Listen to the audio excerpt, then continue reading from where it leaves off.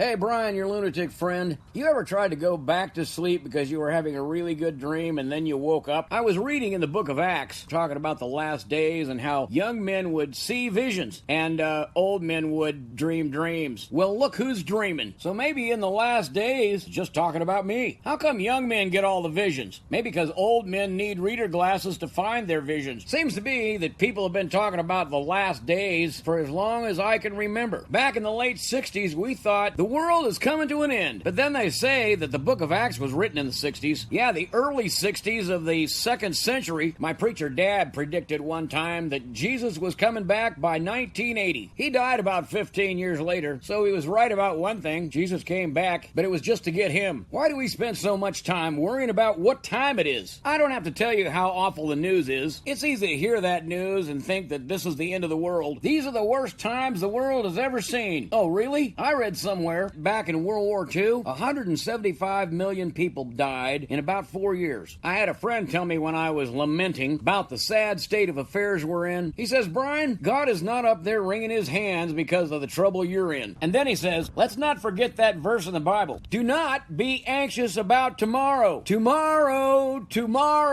will be anxious for itself. In the book of Isaiah, it says, remember not the news of yesterday, and don't consider the things of old, because I'm a do a new thing. Okay, God doesn't sound like that. I just wanted to make it sound funner. And then God says, now it springs forth. Don't you get it? I'm going to make a way in the wilderness and create rivers in the desert. That's a good thing because I live in the desert. Yeah, my springs of living water look more like the Dead Sea. Oswald Chambers says a river is persistent, overcoming barriers, going steadily on, and then it comes to an obstacle. And for a while it is blocked, but it finds a way around it as long as it is fed by the source. Wow, there's a nutshell sermon right there.